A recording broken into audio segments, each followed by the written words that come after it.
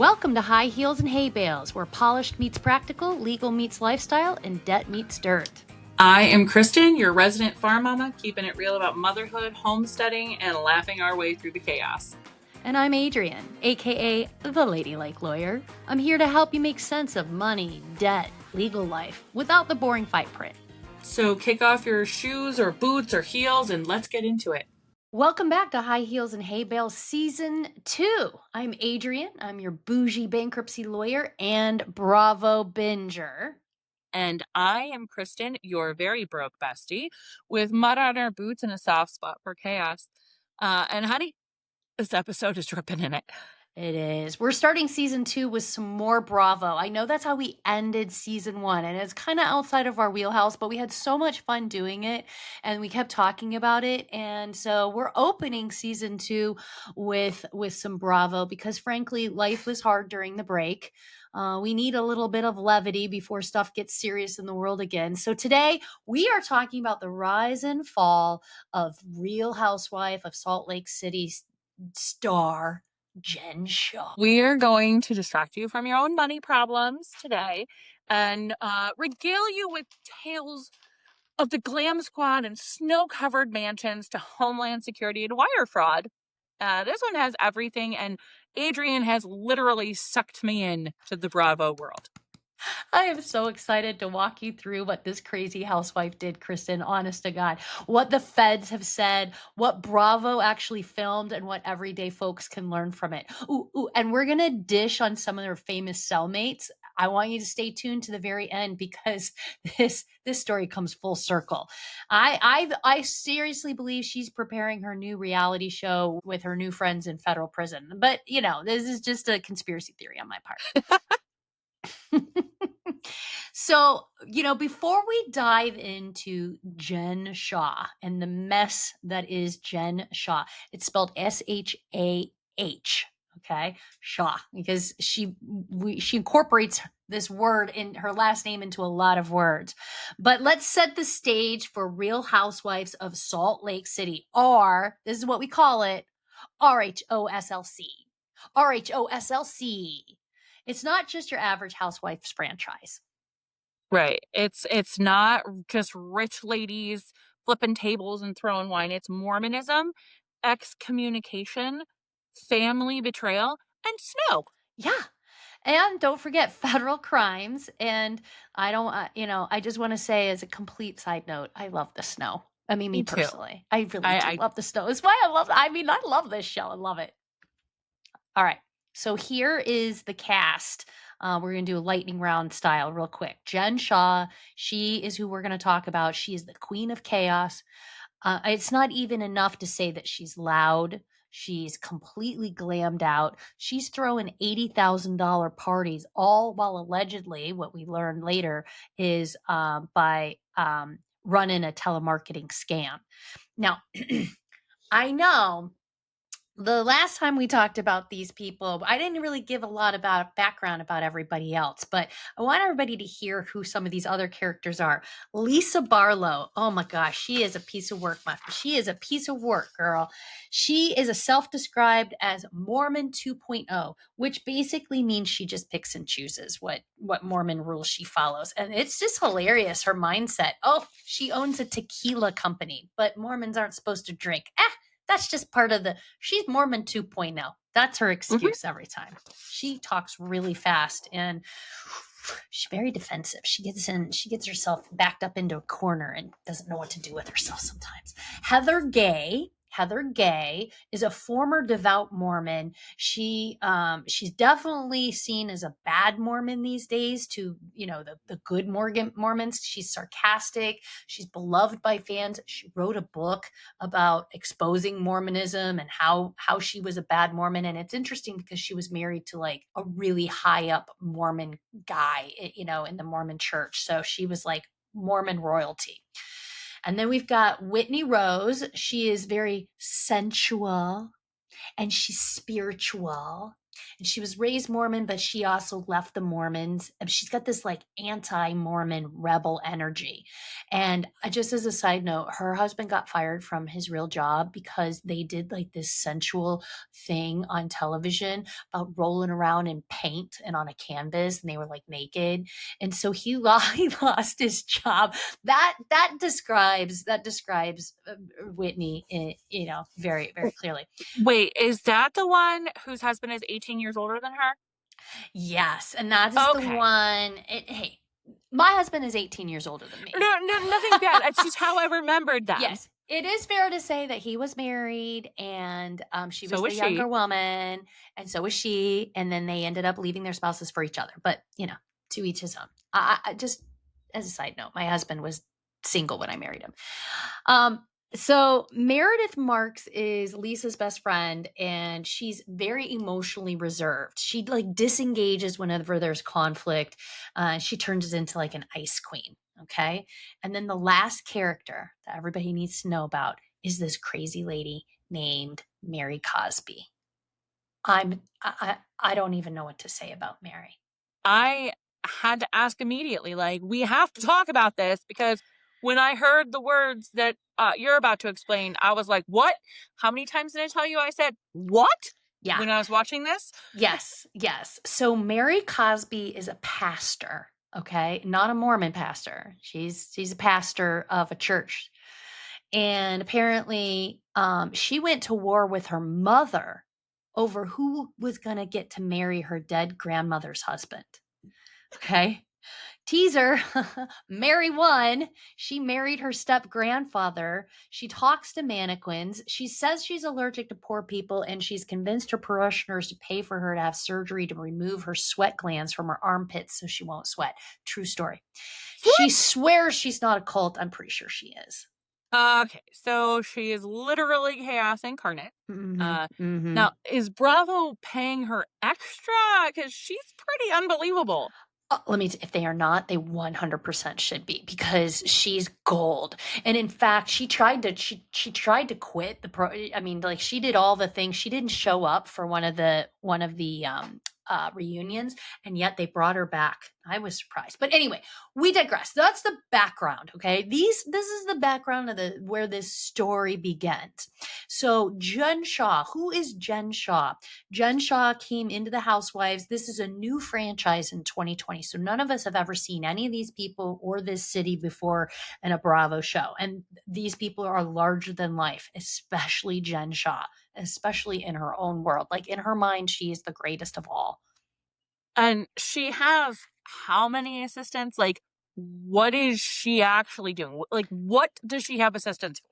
Let me tell you something. That first season, you just see people running around her. She's acting like she's super important all the time, but nobody actually knew what was going on, what she did, what was happening. Turns out she would be doing time. But, we really didn't know what it was she did as a job. Do we ever really know what any of these people do? Like, I know they create characters. Well, I mean, look at the Erica Jane scandal. Yeah, I mean, right? Like, that's what I'm saying. When we were talking about the Erica Jane scandal, we just couldn't believe that somebody would go on a television show while they're engaging in illegal activities. And that's why I think it's just so fascinating, because these people are just so into themselves that they aren't even recognizing the seriousness of where they're at. It's just Right. crazy. Okay. So let's get into what Jen Shah was actually doing, because for a long time, even her castmates, nobody knew how she made money, right? Right. And this truth is wild. It I is know wild. I know that Lisa and Whitney were like, I don't even know what her job is. Yeah. And open up that question. And when you got all these housewives and they don't know how the other person's making money, that seems like a red flag. But apparently, and according to federal prosecutors, Jen Shaw was running a massive telemarketing scheme from about 2012 to 2021. That's almost a decade, Kristen. She'd been doing this for almost a decade. She That's didn't just crazy. endorse it, she was allegedly designing the machinery that was making all of this work. So she and her partners, they were selling fake business services, things like website design, social media coaching, Lead generation. They're selling these things to people who want to try to start online businesses, but they're targeting elderly people, right? And they're basically, taking elderly and working class people, and they're promising that they're going to have successful side businesses, and then they really deliver nothing, right? It's a tactic called lead generation, and they'd compile of lists of vulnerable people who'd previously clicked on something, some ads, or expressed an interest for work from home type of opportunities. That's essentially what she was doing. That's what we So know she was like, doing. okay, so like, hi, you downloaded our free ebook. Now give us $10,000 to build your business. Yeah, she would be like collecting she'd create the ebook, collect all the names, and then sell them to people who wanted to sell them $10,000 products. But knowing that they were vulnerable, right? Knowing that they're a vulnerable class. A lot of these people were elderly, which is really the interesting part.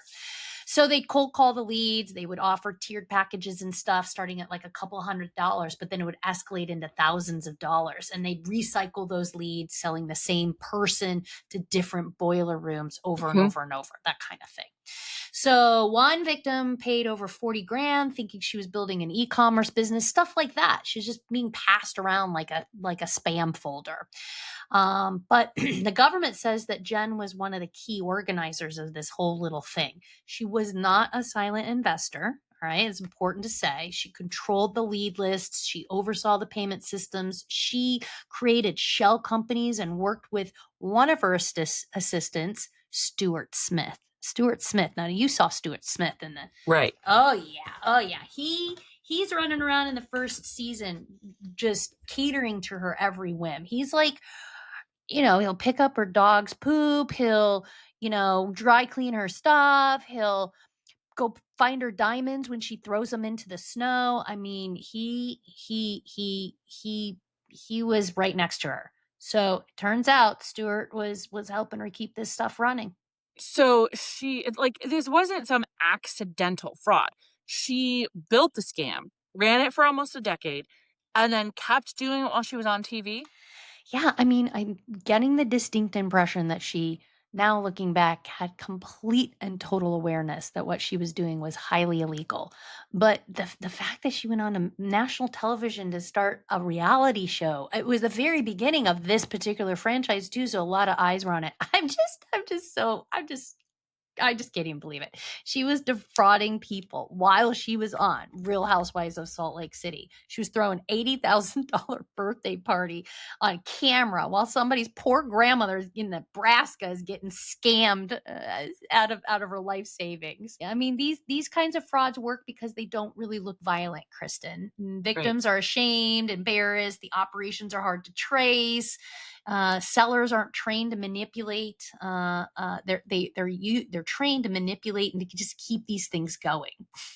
And really, that's what makes this so awful. Like, these weren't just rich people getting scammed. It was regular folks like me Yeah. or my grandma, and some probably didn't even tell their families. Yeah, and it is important to remember there's actual humans behind this, which makes it so naughty and nasty. And the government took this really seriously. This is a big deal. This wasn't Bravo drama. This was a federal indictment that was waiting to happen, and it finally did, Kristen, right as the cameras were rolling. Now, but I have to put a side note in here. I don't know how this wasn't like immediately, what is going on? Her husband's a football coach, but they lived in this gigantic freaking mansion. Okay. And she drives this, what was it? I think she drove not a Lamborghini, but it was a Porsche or something, but it wasn't even her Porsche. Well, it wasn't even her house. It wasn't her house. They were Turns out they renting. were renting these Yes. houses, and it was really confusing because her husband was like the defensive coordinator for a university. I mean, like, we looked up his salary. I think like his salary was like four or $500,000 or something, but she is spending money like a 20 millionaire, right? Right. Like a multi-millionaire. And so it was very suspicious. We saw her moving around and doing stuff, and so obviously she was trying to look like famous and important and strong. Well, Mhm. all of that stuff aside, so these women are having issues and arguments and stuff's unfolding as we're going through this first season. But one of the most iconic moments in all of Bravo history has to be the day that Jen Shah was arrested. It's bizarre, but it's truly it's up there. Chef's kiss to this one. I mean, I don't even know how to explain how impressed I was with how this unfolded. Bravo got so freaking lucky with this. Oh my I god. mean, come on now. You can't buy this advertising. So, it's March 30th, 2021. The Real Housewives of Salt Lake City cast, they're filming and they're getting ready to leave on a girls' trip to Vail. So they've all assembled in the parking lot of Heather Gay. Heather Gay owns like a wellness center, like, Botox and all that stuff. So they're in the parking lot of Heather Gay's wellness center, and they're getting ready to go to Vail, and they always have to like travel together. Like, that's part of the show, is we have to see them fighting and arguing, so they all have to travel together to get ready to go on this trip. And then out of nowhere, Hmm. Jen gets a phone call and she looks totally freaked out. Like, you can see it's almost like the blood drains from her face. Yeah. And she tells the girls, I gotta go. My husband's in the hospital. Yeah. Yeah. I mean, it happened fast. You see her getting on it, and you see the phone ringing, and then you hear her listening on the phone, and her eyes are just darting all around like she's assessing her situation. And she claims that her husband, Coach Shah, she calls him Coach Shah, has internal bleeding, and she bolts out of the Sprinter van. So this is what they all assemble on. It's something called a Sprinter van, and you'd know it if you saw it. It's like a shuttle bus that they use to Yep. get you to the airports, right? She picks up her stuff and jumps off this shuttle bus thing, and just starts running like she's being chased. She makes a beeline and she gets the hell out of there. And she was being chased, but it wasn't by as she thought. Like, literally minutes later. And this is real life, people. Yeah. Homeland Security and was it NYPD? Yeah. Yeah. It They was showed up. NYPD. Right. They showed up at the beauty lab and laser Yeah. looking for her.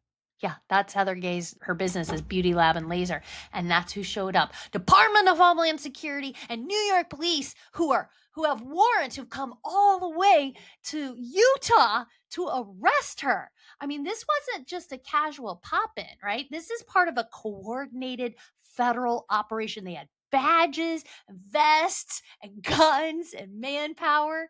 It was crazy. They had been tracking her down because her assistant, Stuart Smith, had just been indicted on federal charges of conspiracy to commit wire fraud and money laundering. Right. And now the feds claim that they did this on purpose, right? Because they knew Bravo would be filming her, she'd be out in public. And here's my side question. Yeah. Did somebody at Bravo tip them off onto where exactly they'd be? Well, they did. I mean, obviously, the law enforcement saw the Vail trip as the perfect opportunity to arrest her, and once she left the van, law enforcement actually caught up with her on the other side of the road and arrested her. But we got to see law enforcement come up on the Sprinter van, and all of the ladies are inside. Their heads are still shaking because Jen has just beelined out, and now all of a sudden they're surrounded by big boy law enforcement, not like little kid law enforcement. Mm-hmm. And again, my friend Brooke and my other friend Lakshmi, they are quite convinced that there is somebody who is in the Bravo universe who is an informant for the FBI. Now, I just think that I don't think that's the case, because I think that this had been going on for a while. I just can't ever believe that somebody would go on national television knowing that they're committing a crime, thinking that they're just going to be able to keep doing it and keep getting away with it. They think they're untouchable, though. Oh Like, my. I mean, realistically, they think they're untouchable. You got to hear this though. The entire rest of the cast is sitting in this van, right? They're totally stunned. Their jaws are on the ground. Lisa Barlow, she's the one who's Mormon 2.0 with the tequila company. She's calling every lawyer she knows, and she knows like 6 or 7 of them. So she's like calling 6 or 7 lawyers, getting everybody's opinion. I mean, that woman That woman has opened the gossip door. There were a lot of lawyers. There was a lot of craziness going on in that. And Heather said, like, literally said, "Is she in trouble? Like, real trouble?" Yeah. Like, and Meredith is in a bathtub somewhere in New York, completely avoiding all of this. I would have liked to have been Meredith in that Yeah. situation. I actually think Meredith was in Vale in the bathtub. I will say that Oh. because the bathtub becomes an important storyline for Meredith. But yeah, she's in the bathtub because she's already in Vale waiting for them. Oh. And she's ignoring everything, but a lot of people thought Meredith was the one who had tipped off the FBI. A lot of people Oh. thought that that was the case. Yeah. Okay, Mhm. so in the documentary, not all of this, it was very focused on Jen Mhm. Shah. If you don't know what I'm talking Mhm. about, there's a, just like with Erica Jane, there's a Hulu documentary on Mhm. all of this up until Jen Shah gets, like, goes to court, I think. Yeah. I can't remember. But, like, I still haven't gotten to this part in the season yet. Yeah. Like, I Yeah, and haven't that's gotten okay. there. That's I'm here to tell you. I'm here to tell you all about it. But it's unfolding into Housewives Gold, this Sprinter van, or this attempted arrest, and Jen just just escaping, and then only to be caught like a block away, right? Right. But the charges are really no joke. The Southern District of New York alleged that Jen was a key player in this nationwide telemarketing scheme, and that she had been involved in this for so long. And then, of course, we've got Stewart. Right. And he got picked up the same day, right? Oh, yeah, he did. He was arrested separately but simultaneously. And spoiler alert, right? Like his role in what happened next is huge. Oh, yeah. Okay? Oh, yeah. Oh, yeah. Okay. Because as a bankruptcy lawyer, I'm going to tell you, we're always looking for the biggest fish, right? Law enforcement's always looking for the biggest fish. And Stewart was a small fish in this. So I think you can kind of see where this is going, right? Right. And they charged Jen Shah and Stuart Smith with conspiracy to commit wire fraud and conspiracy to commit money laundering. Big charges. Uh, Big charges. when I was a kid, I thought laundering money meant you actually washed it in your washer. Yeah. Now, as an adult, I know how to do it. Not that I've ever done it. Not that I've ever done it. I get it. Yeah, and because it's money laundering and we're dealing with different states, this is a federal. She's committed federal crimes, right? It's not a small little isolated operation. The government is claiming that Jen and Stewart were at the helm of this nationwide telemarketing scheme that ran for nearly a decade. It was big. And obviously, it's what she was using in order to rent these fancy houses and to spend $80,000 on a party. And they were selling, fake business opportunities, and that's really what they were doing here. And it wasn't real. Right. And we know it was all a scam. I Yeah. mean, once the victims paid off, they were handed off to the next one and the next one. And then they were literally blood dry. Yeah, but this case relied heavily on like emails internally, bank records, shell companies, and that stuff's hard to parcel out. But eventually, what happens? Stuart Smith flips on Jen. There's no loyalty among thieves And because it's, he flipped on her. yeah. And it's huge because when your assistant flips, it's not looking so good for you. It's not. Remember, she's still on Real Housewives of Salt Lake City throughout all of this. She's trying to claim that she's innocent. She's trying to spin a narrative that she's being framed and targeted. And at one point, she kind of even tries to throw Stewart under the bus. And we all watched him literally, pick shit up for her when she dropped it Right. and be her little lackey. So nobody's buying any of that stuff. Right. And I know she said, I'm innocent. I never do this. But like the evidence was pretty obvious and it just kept piling up. Well, and that's what is so weird is that she kept saying that she did nothing wrong, that she was a good girl. She hadn't done anything that she shouldn't do, and she kept saying it. She went to the reunion, the Real Housewives reunion. She sat there on the stage after time had passed, and Andy Cohen's like, "Did you do this?" She's like, "I didn't do it." She's maintaining her innocence the whole time. It was really, really strange. Her trial was set to start in July of 2022. Okay. Mhm. It was supposed to start in like March, and then it was delayed. And we were all like, hang on with our little chins up and waiting to see what was gonna happen, right? And I know this is a big shocker. Couple of days before the trial started, Jen Shah pled guilty. It was a full Mhm. admission.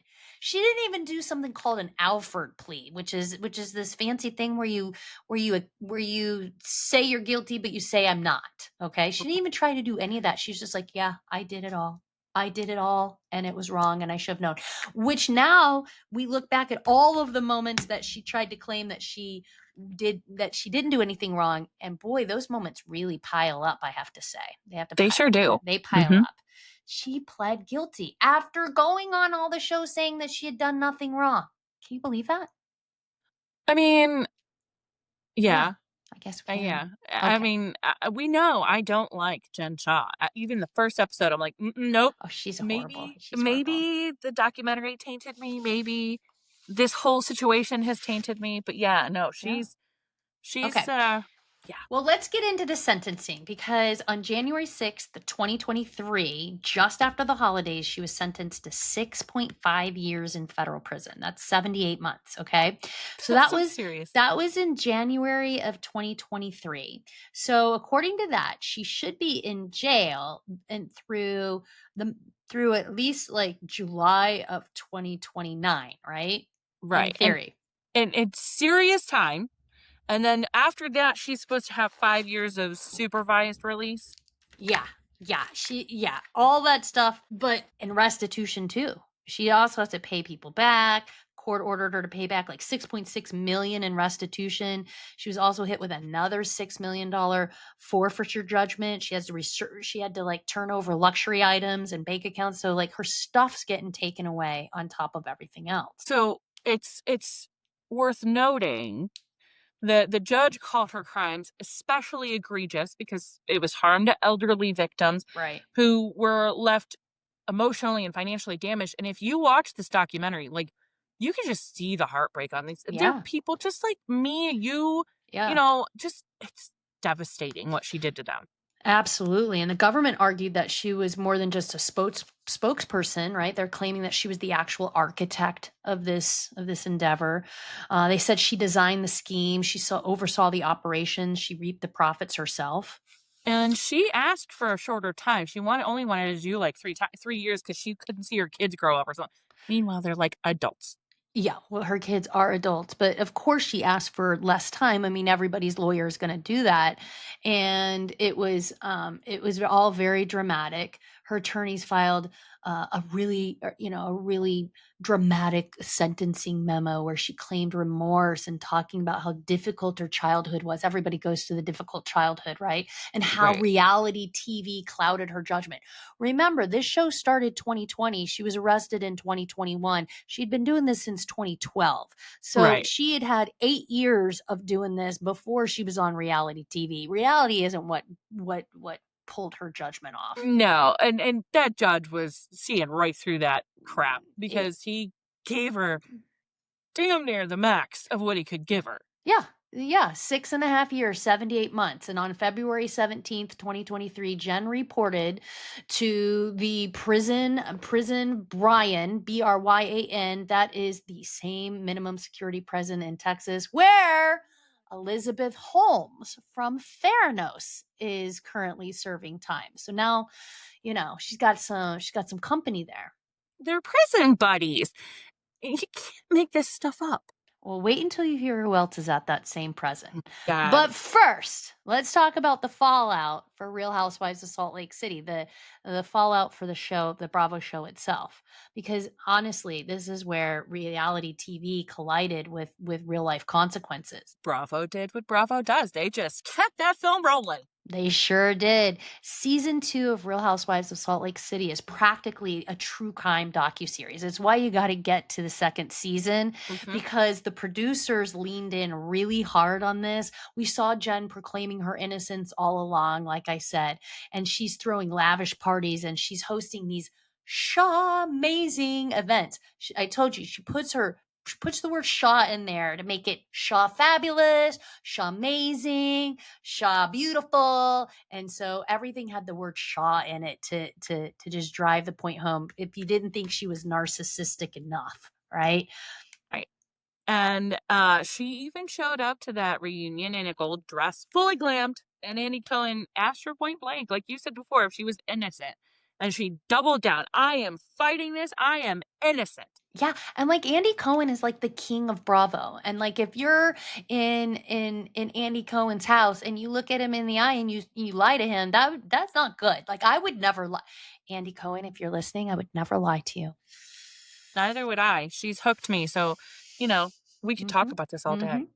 Yeah, her castmates, meanwhile, are totally spiraling because they're torn between trying to fully support her, right? Like being her friend and being supportive, while at the same time they want to distance themselves because she's been going down the river, she's going to prison. And that'd Hmm. be a hard thing. I mean, Meredith Marks is in her Ice Queen is like, I told you so. I told like she is the unhelpful friend who's just going to point out to you everything that she saw that that she wants you to remember.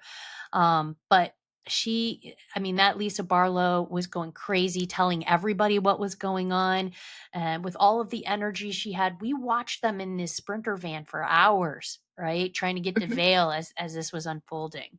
What's nuts to me is that Jen kept filming. Like, she didn't miss a beat. She was in confessionals. She was still going on group trips. She was throwing snowballs and shade like it was just another season. She was. Here's the wildest twist. After her sentencing, Jen Shah reported to the minimum security federal prison in Texas. And she's not the only one there. Like Adrienne said, Elizabeth Holmes from Theranos scandal is also there, but it gets Mhm.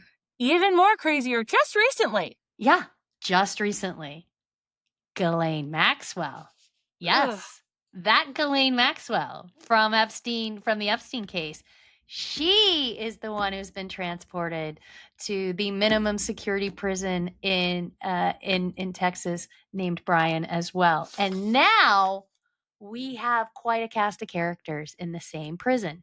Right. Like, imagine that chow hall. Jen Shah, Elizabeth Holmes, Ghislaine Maxwell walking the track together like it's a crossover. Oh, Jesus, that's a new Real Housewives. Real Housewives of Bryan Prison.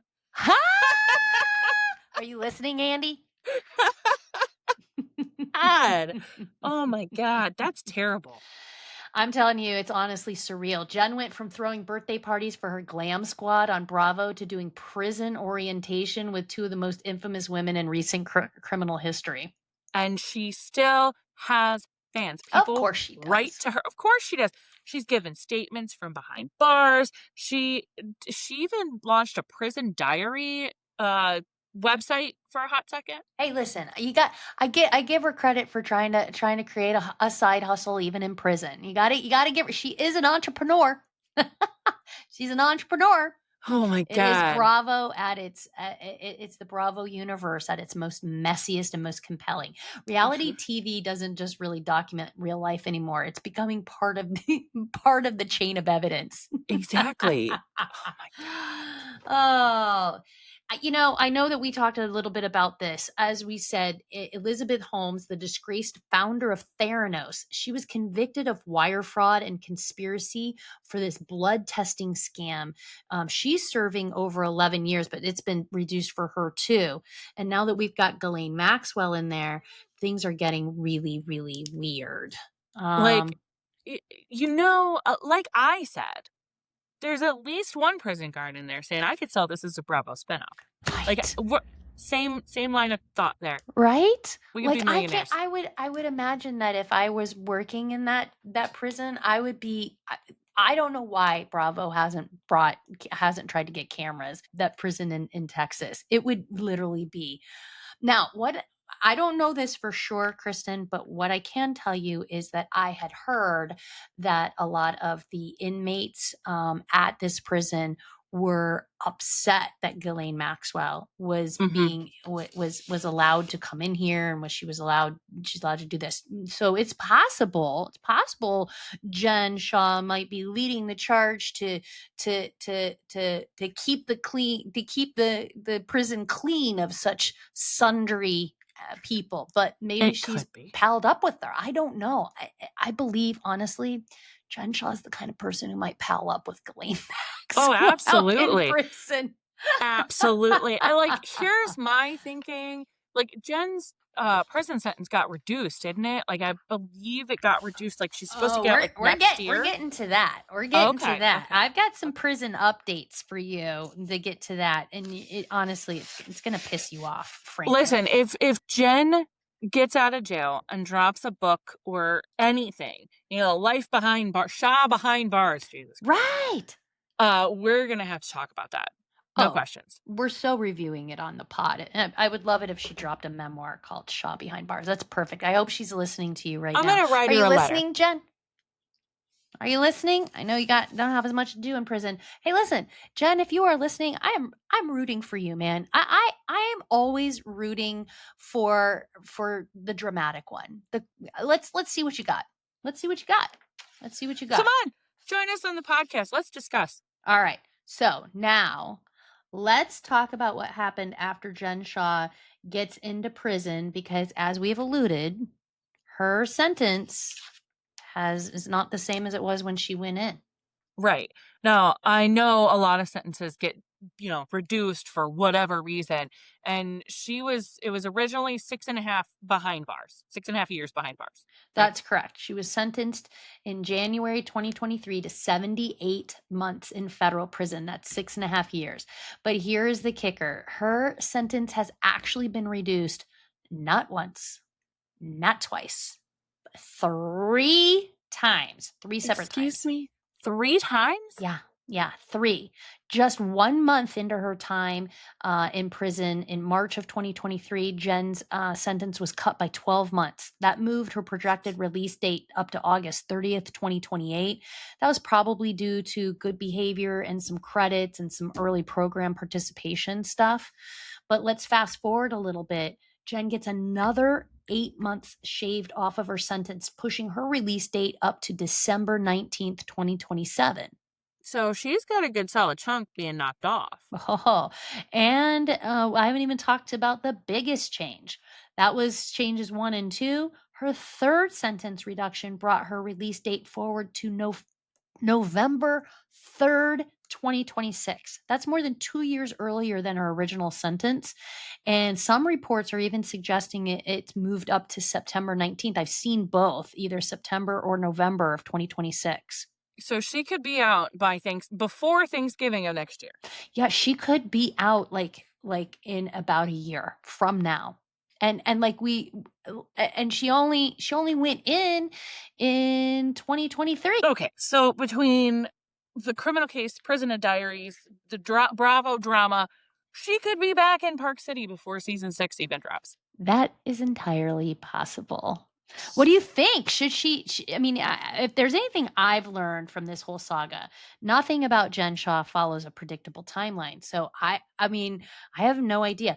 Bravo has a history of bringing people back, and there's been a lot of. In fact, when she was recording, when they were filming her in season 2, a lot of people took issue that. Why are you filming her? She's under indictment, and they were like, she's saying she's innocent, and she pled guilty, and now everyone's saying, at what point do you bring somebody back when they've admitted that they've done illegal things? And it's Right, be interesting to see what Bravo does, because you can see how they could make a lot of money by bringing her back, but right. at the same time, bringing her back could cause a lot of conflict as well.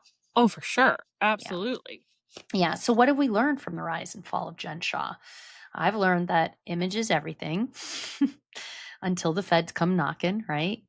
And that the glitz and glam of Bravo fame can mask something a whole lot darker underneath. I mean, we're seeing this not just with Jen Shaw, but with the season finale of our first season of our podcast. We talked about Erica Jane. And I'm telling you, in the Real Housewives of Beverly Hills, these women, there's people out there that have money that are behaving badly. Not just women, not just them, but it is interesting to get a little glimpse into their lives, right? Oh, all right. So this was not just a case of bad business decisions or financial missteps. It was calculated, like long running deception that preyed on vulnerable people, all while filming scenes about her Shah-mazing lifestyle. Like the disconnect with this is totally wild. The disconnect is really wild. And I want to just stop and take a moment here because we didn't really just talk about it too terribly much. But as the lawyer, I want to make sure people understand that she was charged with wire fraud, but wire fraud does not require any weapons, right? It just requires deceit using electronic communication, so emails, websites, that kind of stuff. So wire fraud, it can be a very big, broad thing. But But it's tied financially, right? Like oh, there has to be absolutely. okay. All Yeah, right. it has to. It has to involve money. Yeah, conspiracy and money laundering are often charged together whenever we're dealing with white collar crimes because there's always a presumption that there was a conspiracy that somebody was talking about. They were planning to do it, right? So those oftentimes, anytime you got money laundering, you're almost always going to have a conspiracy. And I think it's just easy for people to understand that if you're benefiting financially from somebody else's scam, even just passively, right? You can still be held liable in civil court, and that is why she was sued civilly. But that is exactly what happened to Erica. Hmm. Erica Jane was benefiting from her husband's scams, and she's just because she was benefiting, she could still be held liable, and that's why she's going to trial. Yeah. So, and So was Jen she was charged civilly but also criminally. So yeah. is it like a twofer? Mhm. Yeah. Yep, absolutely. She Mm. can be sued civilly by the government. I don't know who she was, but I believe some of her victims sued her civilly. Mhm. But so she's got restitution to the victims, and she's got the criminal jail time that she has to deal with. Yeah. And just a reminder, I mean, reality TV, it's not going to protect you from reality because the feds watch Bravo, my friends. The feds watch it. Right? Mhm. Mhm. Yeah. I think what makes it all so disturbing and frankly fascinating is how brazen all of this was. This wasn't hiding in the shadows. Jen was living very loud, very front and center. She was making speeches about loyalty and who's got your back while allegedly running a nationwide scheme from her glam room. And she's screwed the pooch on this one. She's living a totally different reality now. No glam squad, no rented coach bus to yell at people in veil. Just I think it was tan Mhm. jumpsuit in the prison yard she shares with Elizabeth Holmes and Ghislaine Maxwell. Uh, I don't think anybody really could write that if they tried. No, well, it's isn't that kind of pretty much how everything's unfolding in life right now? I don't think any of us could write any of this stuff, but man, at least this is funny. Yeah, yeah. Unless you're the old people that got scammed. Indeed, indeed. That was a good reminder. Thank you for that. But this does really raise questions about how we as a culture, we glorify excess and we put people like Jen on a pedestal for their wealth and their messiness. I mean, I got to be honest with you. This is why I love this stuff. I do. I'm embarrassed to say that I love to eat popcorn and watch the train wreck. It is a train wreck. I mean, like, I think that's why I've had a hard time, like, getting into it because I'm like, that glorifying the excess, it's like, as a person with very limited means, I'm like, Yeah. it's disgusting. Yeah. But also, I can't stop watching. She got mad at one point in an episode and she took a diamond necklace or bracelet, and it was worth like 50, $70,000, something crazy. And she took it off and threw it into the snow. She was so mad. And Stuart was out there looking in the snow for it.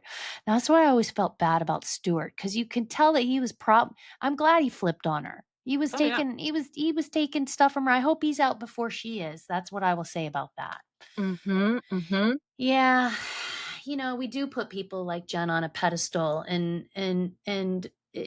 we're shocked then when the whole thing turns out that it's funded by fraud.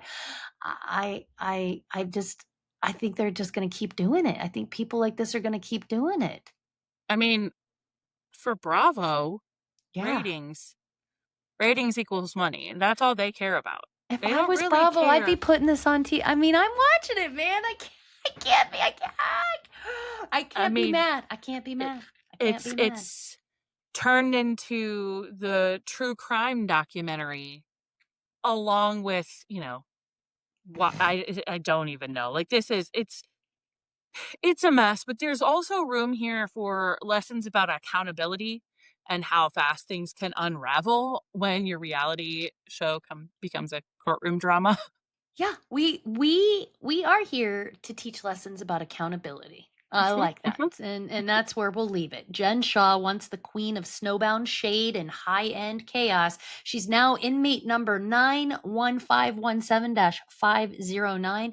She is scheduled for early release sometime between September and November of 2026, likely journaling her next PR move while eating Salisbury steak on a plastic tray. What do you think about that, my friend? All right, here's the real question for you, my Bravo queen. Do you think she will return to Bravo? Well, I mean, I'm not going to be shocked if season 7 is called The Real House Arrested of Salt Lake City. But I got to be honest with you and say to you, it'll be interesting to see what Bravo does with this. I mean, they can take the argument, hey, she accepted responsibility, she did her time, and that would be a good way to segue in because people are going to watch. People want to see how she behaves. Does she still behave like a narcissistic, whatever? Does she learn any lessons? Does she have something to teach her castmates? Is it just gross and messy? I mean, I don't know. If I owned Bravo, if I were Andy Cohen, I'd be fighting to get her back on. Honestly, I would. That's probably the Here irresponsible thing to do, but I got to be honest. here's my thinking. Didn't Bravo also do like the Locked Up and all those shows about people that have been in prison and I mean they've done those kind of things, so it wouldn't Yeah, really shock me. It really yeah. wouldn't. I hope See? I'm sure we're not the only ones who've come up with these fabulous ideas. But here's what I will say. If we are prepared to travel, we will go to we can stand in Texas and wait to interview her for our Oh podcast yeah. upon release. I Oh mean, yeah. if any sponsors would like to get us down there and do that, I am open to that. I'm here. Andy, are you Hands listening? absolutely. We are Mr. Cohen. Yes, Yes. absolutely. We will make Okay. we will do all the things. Yes.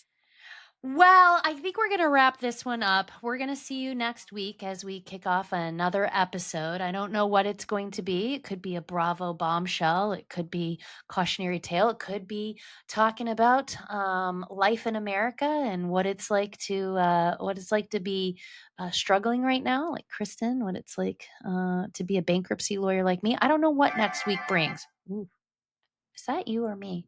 You. Damn it. Sorry, guys. All right. Well, season 1, remember to put your phone on mute when you record your podcast. And I got in trouble for ice jingling. Jeez Louise. My Oh phone my did that god. twice while we were here. Yeah. Okay. It's okay. It's all right. Well, Well, as always, there's always another headline oh coming. yeah. Oh yeah. There's always stuff we can talk about. All right. I'm going to get going. Have a good one, Kristen. And You let's meet up too. here next week and do it again. Sounds good. See you next week. Have a good one. Thanks for hanging out with us today on High Heels and Hay Bales. If you laughed, learned something, or just had a good time, hit that follow button wherever you listen. Want more? Head over to highheelsandhaybales.com to catch past episodes, send us a message, or drop your topic ideas. And of course, we're on TikTok, Instagram, and Facebook. Come say hi, share your stories, and join the conversation. Until next time, stay grounded, stay laughing, and stay out of trouble. Well, mostly. See you next week.